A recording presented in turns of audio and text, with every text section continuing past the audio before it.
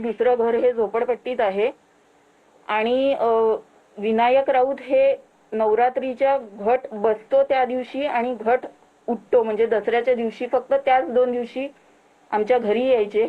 इतर वेळी ते कधीही आमच्या घरी आले नाहीत आणि ते फोनवरनं मला अमुक गोष्ट कर, तू ही जबाबदारी घ्यायला पाहिजे, तू तू ती जबाबदारी घ्यायला पाहिजे. पण त्यांनी त्यांच्या मुलाला, त्यांच्या बायकोला कुठलीही गोष्ट समजावून सांगितली नाही आणि ते फोरफ्रंटवर कधी आले नाही, ज्याच्यामुळे यांचा दोघांचा अजून राग आणि ते सगळं फ्रस्ट्रेशन आपण बोलू शकतो ते त्यांनी माझ्यावर अजून व्यक्त केलं. एक कुटुंब प्रमुख म्हणून जसं माझ्या सासऱ्यांनी हे सगळं सांगायला पाहिजे होतं त्या दोघांना, ते त्यांनी कधीही केलेलं नाही. अघोरी कृत्यात किती सहभाग होता विनायक राऊत? हे स्वतः जेव्हा तुम्हाला वेगवेगळे उतारे काढायचे किंवा बाबांकडे घेऊन गेले तेव्हा विनायक राऊत हे स्वतः तिथे उपस्थित होते किंवा असायचे? एका ठिकाणी होते, पण हे जे अघोरी जिथे जिथे आम्ही गेलेलो आहोत ते सगळे कोकण पट्ट्यातले आहेत आणि मूळतः ते सिंधुदुर्ग पट्ट्यातले आहेत आणि त्यांनी जिथे जिथे सांगितलेलं आहे तिथे तिथे आम्ही सगळीकडे हे इलाज केलेले आहेत.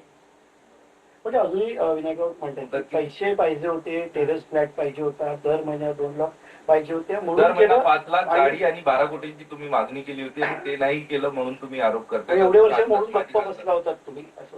अच्छा, तर मला असं वाटतं की त्यांनी आणि सगळ्यांनी ज्यांनी मला जवळून पाहिलेलं आहे त्यांनी हा विचार करावा की मी 7 वर्ष तिथे होते, माझ्याकडे बरेच मौके होते जिथे मी त्यांच्याकडनं पैसे उकळू शकत होते किंवा काही त्यांच्या गोष्टींवर माझा हक्क दाखवू शकत होते, पण मी त्याच्यात कधीही नव्हते आणि माझ्या सिंपल अपेक्षा होत्या माझ्या नवऱ्याबरोबर माझा सुखी संसार आणि माझ्या घरच्यांबरोबर आनंदाने नांदणं. ते त्यांनी न देता इतर गोष्टीत मला भरीस पाडून मला वेगवेगळ्या तऱ्हेने छळून माझं अपमानित असं घाणेरडं आयुष्य त्यांनी माझं केलं. कायदेशीररित्या काय तरतुदी आहेत, अशा पद्धतीची कारवाई कायदेशीर दृष्ट्या यांच्यावरती होणं अपेक्षित आहे? कुठल्या कलमांतर्गत त्यांच्यावरची कारवाई, किती गंभीर स्वरूपाची कारवाई असू शकते? आता याच्यामध्ये फसवणुकीचा 498 जो जुना 498 म्हणजे नवीन जो 85 आहे तो दाखल केलाय आम्ही. 318 सेक्शन जे आहे फसवणुकीचं ते दाखल आहे. प्लस महाराष्ट्र नरबळी जो आहे सेक्शन ब्लॅक मॅजिक ऍक्ट, तर तो त्याच्याप्रमाणे आम्ही सेक्शन 3(2) आणि 3(3) हा सेक्शन आहे. नॉन बेलेबल सेक्शन आहे. त्याच्याप्रमाणे सध्या कळतंय आम्हाला की एकाला अटक पण झालेली आहे याच्यामध्ये. आम्ही पोलिसांकडे मागणी करतो की त्यांना लवकरात लवकर अटक व्हावा. दुसरं, आपण जसं सांगितलं की ते काहीतरी बाईट देत आहेत की एवढे 3 वर्ष काय केलं, ह्याचा मोडस ऑपरंडी जो आहे, मुलाची त्यांची क्षमता जी आहे ते त्यांना पहिल्यापासून माहीत होतं, म्हणून ते एका स्थळाकडे गेले जिथे लोअर मिडल क्लास फॅमिली आहे, बिचारी मराठी साधी माणसं आहेत ती, कुठे त्यांना पॉलिटिकल काही संबंध नाही त्यांचा, फायनान्शियली पण कॅपॅसिटी नाही, अशी त्यांनी बरोबर चूज केली. त्यांनी ती मागणी घातली आणि सर्व खोटं त्यांनी सुरुवातीपासून सर्व गोष्टी सांगितल्या. तशीच आमची FIR फसवणूक केली आणि त्यांनी असं बघितले की ते जाऊन पुढे जाऊन काही करणार नाहीत आणि त्याच्याप्रमाणे त्यांनी वेळोवेळी अघोरी कृत्य जबरदस्ती त्या बाबांकडे घेऊन गेले. एका इन्सिडेंटमध्ये त्यांनी फ्लॅटवर पण एका बाबाला बोलवलं, जो इकडचा मुंबईचाच आहे, कुठला कुर्ल्याचा आहे. अशा प्रकारे त्यांनी वेगवेगळ्या कृत्या केल्या जेणेकरून ह्यांच्यावर मानसिक दबाव येईल आणि स्वतःमध्येच काहीतरी कमी आहे. हे एक सायकोलॉजिकल याला हे म्हणतात की एखाद्या माणसाला किंवा एका व्यक्तीला तुमच्यामध्येच कमी आहे, तुमच्यामध्ये कमी, मग तो दुसऱ्याला प्रश्नच विचारत नाही. असं करून सर्व जे भांडं यांचं लपवायचं होतं त्याचा प्रयत्न केला गेला आणि त्याच्यानंतर एवढे दिवस सुद्धा ही शांत राहिली. कारण का, ते एवढे पॉवरफुल आहेत तिथे MP आणि आता त्यांचा जो हजबंड आहे तो आता नगरसेवक आहे, मोठ्या पक्षासाठी ते काम करतात, त्याच्यामुळे त्यांना कुठे आवाज भेटला नाही. ते जेव्हा माझ्याकडे आले एका सोर्समुळे तेव्हा मी त्यांना सांगितलं की काही घाबरायचं कारण नाही, कोणी असलं तर न्यायाच्या पुढे कोणी मोठं नाहीये. त्याच्यामुळे आपल्याला जे आहे त्याच्यानंतर आपण FIR केली. पोलिसांनी चांगल्या प्रकारे त्याच्यात सपोर्ट केला. जे DCP साहेब आहेत प्रशांत कदम साहेबांनी पण आम्हाला आश्वासन दिले की यांच्यावर कारवाई करतील म्हणून. त्याप्रमाणे आता आज रोजी एक अटक पण झाली एका बाबाला, तर ते आज हजर करणार. आरोपी क्रमांक 2 FIR मध्ये विनायक राऊत आहे, हो, त्यांना अटक करावी त्वरित अशी तुमची मागणी आहे का? 100%. आणि असे जर लोकनेते असतील ज्याचं म्हणजे लिडरशिप मधनं काय, आत्ताच खराचं प्रकरण जेवढं मोठं आलं त्यात पॉलिटिशियनची काही नावं सुद्धा आलेली आहेत समोर.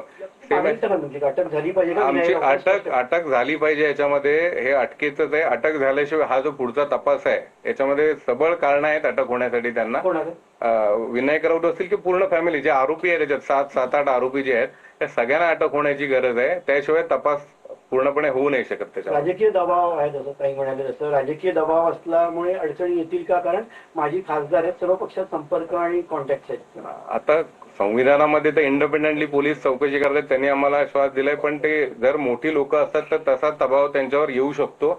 तर माझं मीडियाच्या माध्यमातून मीडियाच्या लोकांना पण आहे की यांचं जे विक्टीम आहे ज्या यांचं म्हणणं आणि यांना न्याय मिळवून देण्यासाठी प्रयत्न करावे. सर, या संपूर्ण एफआयआर मध्ये जे काही कलम याच्यामध्ये लावण्यात आलेले आहेत हे जामीनपात्र आहेत का? हे अजामीन पत्र आहेत, नॉन बेलेबल ऑफेन्स आहेत. आता जे आरने नवीन सेक्शन आहे 35(3) जे आहे म्हणतात की 7 वर्षाच्या आत असेल तर शक्यतो नोटीस द्यावी, अटक करू नये त्याच्यामध्ये, म्हणजे अटक करू नये, पण त्याला बंदी नाही आहे अटक करण्यासाठी.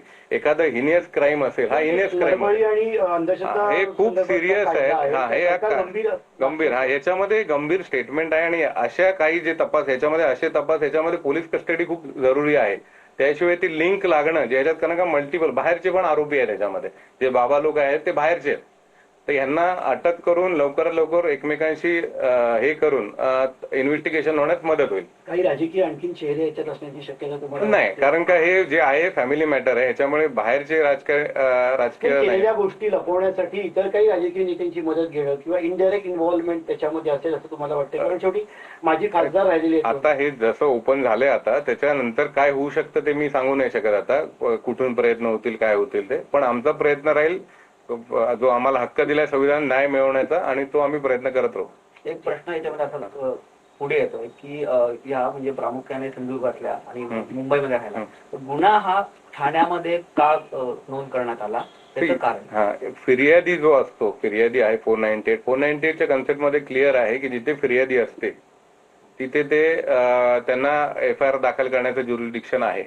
कारण का जो हा कंटिन्युअस प्रोसेस आहे, हा जो ट्रॉमा आहे तिला मेंटल क्रुएल्टी झाले, कंटिन्युअस प्रोसेस आहे, ही अजूनपर्यंत त्याच्यावर आहे.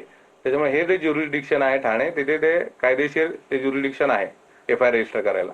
जी हिंदी में जानना चाहते हैं कि इतनी तकलीफ हुई 7-8 साल के बाद आपने हिम्मत दिखाई, क्या कुछ आपके साथ हुआ? अगर थोड़ी में आप बता पाए, क्योंकि बहुत प्रेशर था, आप बता रहे पॉलिटिकल इन्फ्लुएंस था, आपके साथ क्या, मतलब एक शॉर्ट में अगर आप बताना चाहें, मतलब जो कंप्लेन लिखी है एफआईआर में तब्दील की गई, गंभीर आरोप आप लगा रहे हैं एक पूर्व सांसद